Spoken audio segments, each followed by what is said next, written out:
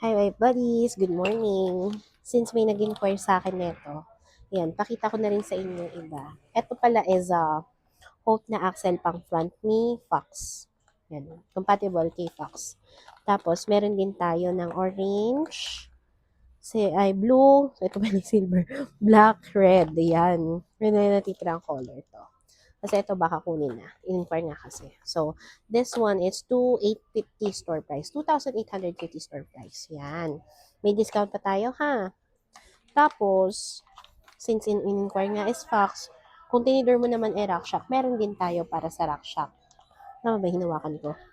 Ay, ito pala, boost to lahat. Yan.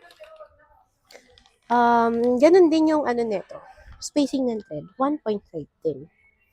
Yan, may purple. Black lang yata wala dito eh. Nabenta na yata.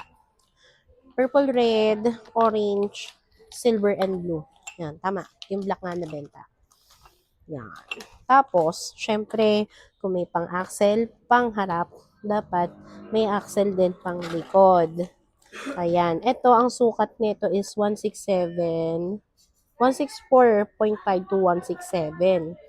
Ito naman is 172 to 173. Tapos, UDH compatible na itong mga to.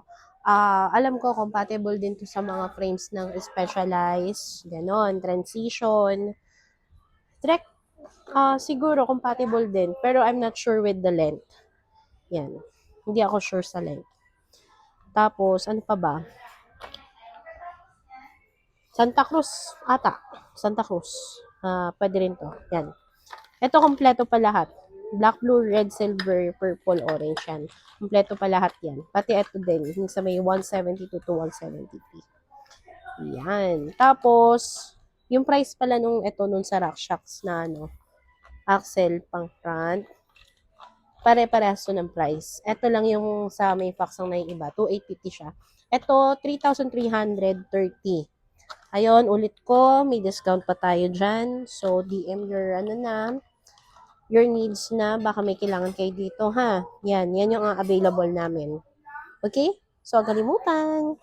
Bili na sa Cycle Art.